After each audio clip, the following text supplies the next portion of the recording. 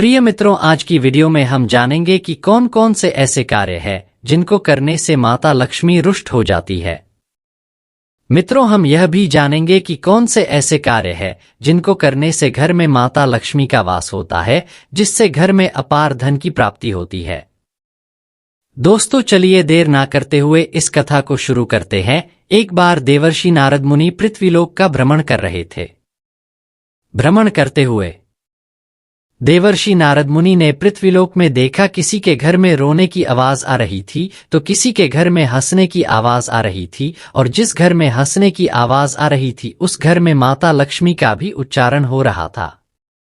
नारद मुनि को कुछ समझ नहीं आया, वह सीधे माता लक्ष्मी के पास गए। नारद मुनि ने सर्वप्रथम माता लक्ष्मी को प्रणाम किया और कहने लगे, हे माता, आज मैं जब पृथ्वीलोक का भ्रमण कर रहा था तो मेरे साथ आश्चर्यजनक घटना घटित हुई। देवर्षि नारद मुनि आगे कहने लगे कि हे माता लक्ष्मी, पृथ्वीलोक पर जब मैं एक नगर से गुजर रहा था तो मुझे एक घर में से रोने चिल्लाने की आवाजें सुनाई देने लगे, और जब मैं थोड़ी दूर आगे बढ़ा तो दूसरे घर से हंसने की आवाजें सुनाई दे रही थी, और माता साथ में आपके नाम का उच्चारण हो रहा था। देवर्षि नारद मुनि आगे कहते हैं कि हे माता लक्ष्मी, आप तो आदि शक्ति हो, आपके सामने कुछ नहीं छुप सकता, कृपा करके मुझे इस पहेली का राज समझाए। प्रिय मित्रों, नारद मुनि की बात सुनकर माता लक्ष्मी कहती है कि हे मुनिराज, जब उस नगर में तुम्हें पहले घर में रोने की आवाजें सुनाई दे रही थी तब उस घर में धन के अभाव के कारण झगड़ा हो रहा था, इसीलिए तुम्हें रोने चिल्लाने की आवाजें सुनाई दे रही थी। ऐसे घर में मैं कभी वास नहीं करती और ऐसे घर में हमेशा गरीबी ही छाई रहती है। प्रिय मित्रों, माता लक्ष्मी आगे कहती है कि हे मुनिराज, और जब तुम दूसरे घर के पास गए उस समय उस घर में मेरी पूजा हो रही थी, इसीलिए तुम्हें उनके हंसने की आवाजें और मेरे नाम का उच्चारण सुनाई दे रहा था। ऐसे घर में मेरा सदैव वास रहता है।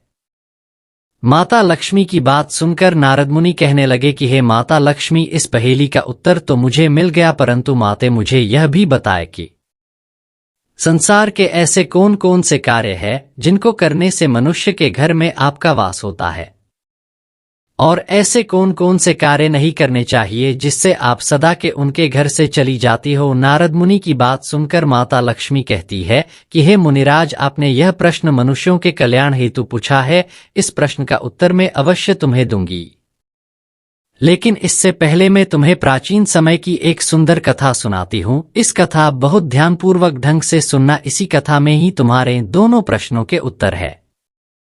यह कहकर माता लक्ष्मी कथा की शुरुआत करते हुए कहती है कि हे मुनिराज, एक समय की बात है, एक राजा था जो अपने राज्य में बहुत धनी और प्रसिद्ध था। उसके राज्य में समृद्धि थी और लोग खुशी खुशी जीवन जी रहे थे। राजा धर्मशील और दानशील था, परंतु उस राजा में एक दोष था, उसे अपनी संपत्ति पर बहुत अभिमान था। वह सोचता था कि उसकी सारी समृद्धि उसकी बुद्धिमानी और परिश्रम का फल है। प्रिय मित्रों, माता लक्ष्मी आगे कहती है कि हे मुनिराज, उस राजा की एक सुंदर रानी थी जिसका नाम सुमति था। रानी सुमति बड़ी ही सुशील और मेरी परम भक्त थी।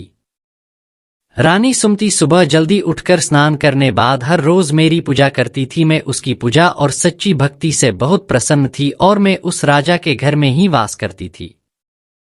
प्रिय मित्रों, रानी सुमति दान देने से कभी भी पीछे नहीं हटती थी। वह माता लक्ष्मी की पूजा करने के बाद नगर के हर एक घर में जाती थी और उन नगरवासियों को जरूरत के हिसाब से दान देती थी। वह निर्धन को धन, भूखों को अनाज, और जिनके पास पहनने के कपड़े नहीं थे वह रानी सुमति उन्हें कपड़े देती थी। प्रिय मित्रों, माता लक्ष्मी आगे कहती है कि हे मुनिराज, उस राज्य की प्रजा रानी सुमति का बहुत गुणगान करती थी।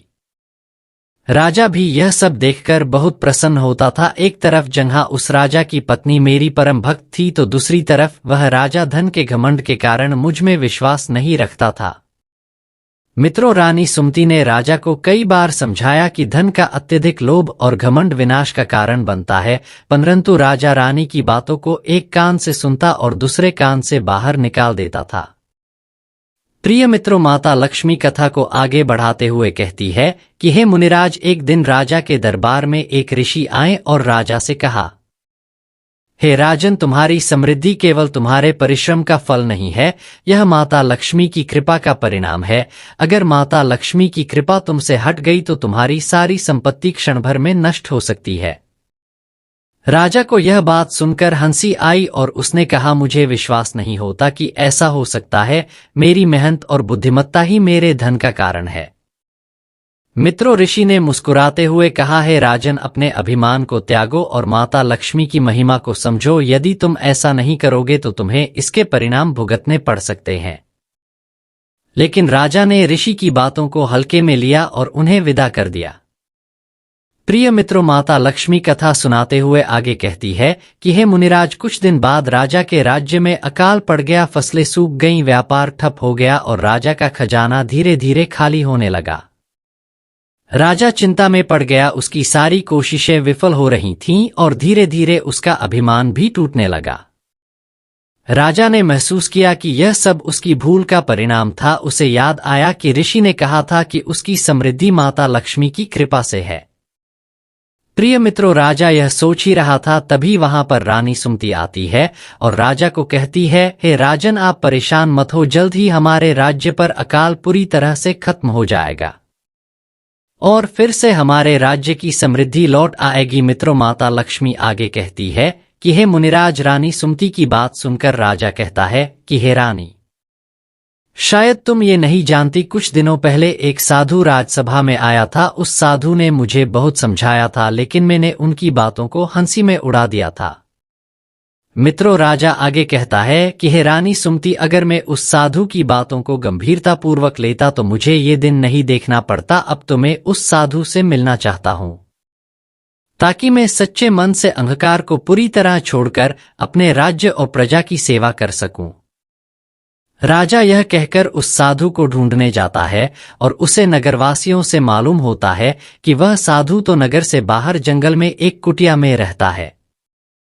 प्रिय मित्रों, माता लक्ष्मी आगे कहती है कि हे मुनिराज, जब राजा उस साधु के पास गए तो राजा ने जाते ही साधु के पांव पकड़ लिए और क्षमा याचना की। राजा में इतना बदलाव और आदर भाव देखकर साधु महाराज बहुत प्रसन्न हुए और राजा से कहने लगे, हे राजन, अब तुम चिंतित मत हो, क्योंकि अब तुम्हारे अंदर से अहंकार बिल्कुल खत्म हो गया है। अब तुम अपने राज्य को लौट जाओ और अपनी पत्नी के साथ मिलकर माता लक्ष्मी की हर रोज पूजा करो, जिससे तुम्हारे राज्य की समृद्धि वापस लौट आएगी। साधु की बात सुनकर राजा ने साधु को प्रणाम करते हुए उसका धन्यवाद किया और वापस अपने राजमहल में लौट आए।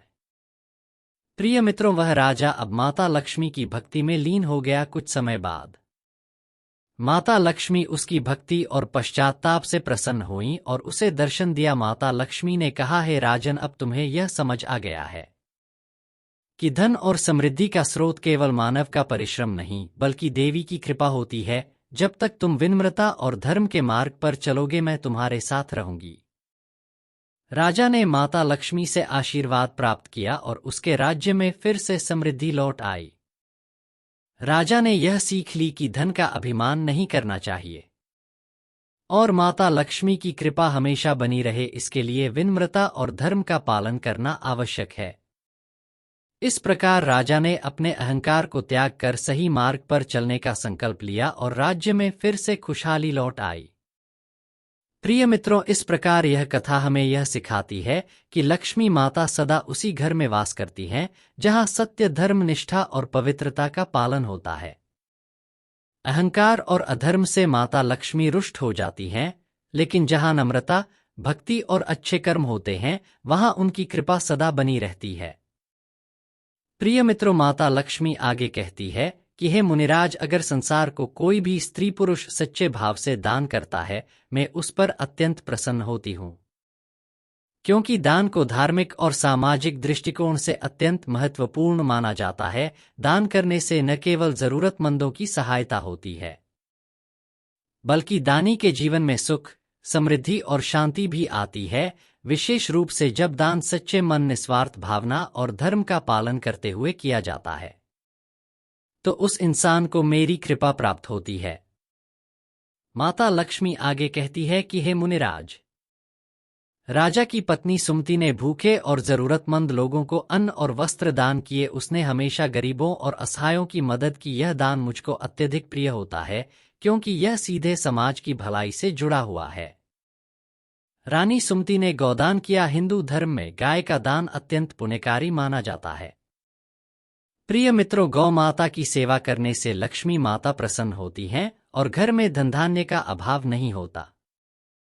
सुमति ने धर्मार्थ संस्थाओं और ब्राह्मणों को धन दान किया। उसने यह ध्यान रखा कि दान सच्चे और योग्य लोगों को किया जाए जिससे समाज का भला हो सके। रानी सुमति ने प्याऊ लगवाए ताकि प्यासे राहगीरों को पानी मिल सके। जल का दान जीवन का दान माना जाता है और यह भी लक्ष्मी माता को प्रसन्न करने का एक महत्वपूर्ण माध्यम है।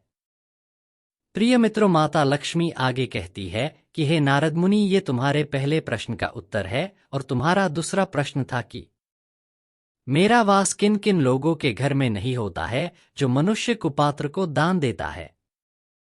जैसे रानी सुमति ने कभी भी ऐसे व्यक्ति को दान नहीं किया जो उसके दान का दुरुपयोग कर सके। उसने ध्यान रखा कि दान हमेशा उन लोगों को मिले जिन्हें वास्तव में उसकी आवश्यकता है। कुपात्र को दान देना लक्ष्मी माता को अप्रसन्न कर सकता है क्योंकि यह अधर्म का समर्थन करने के समान है। रानी सुमति ने कभी भी अपवित्र या अनुचित वस्तुओं का दान नहीं किया। उसने हमेशा यह सुनिश्चित किया कि जो कुछ भी दान किया जा रहा है वह पवित्र, शुद्ध और सुसंगत हो। प्रिय मित्रों, आगे कहती है, रानी सुमति ने कभी अहंकार के साथ दान नहीं किया। उसका दान हमेशा निस्वार्थ धर्म और सेवा भाव से प्रेरित था। वह जानती थी कि अहंकार से किया गया दान फलदायी नहीं होता और इससे लक्ष्मी माता रुष्ट हो जाती है। इस प्रकार सुमति ने विवेक और धर्म का पालन करते हुए दान किया, जिससे लक्ष्मी माता उससे अत्यंत प्रसन्न हुई। उसकी दानशीलता और पतिव्रता धर्म के कारण उनके घर में लक्ष्मी माता का सदा वास रहा। प्रिय मित्रों, माता लक्ष्मी आगे कहती है कि हे मुनिराज, संसार को जो भी मनुष्य ये कार्य करता है, मेरा उसके घर मेरा कभी वास नहीं होता। माता लक्ष्मी की बात सुनकर नारद मुनि बहुत प्रसन्न हुए और माता लक्ष्मी का धन्यवाद किया और नारायण नारायण करते हुए चले गए। प्रिय दोस्तों और माताएं बहनों, अगर हमारी यह वीडियो आपको जरा सी भी पसंद आई हो तो वीडियो को और चैनल को सब्सक्राइब जरूर करें और कमेंट में माता लक्ष्मी अवश्य लिखें। धन्यवाद।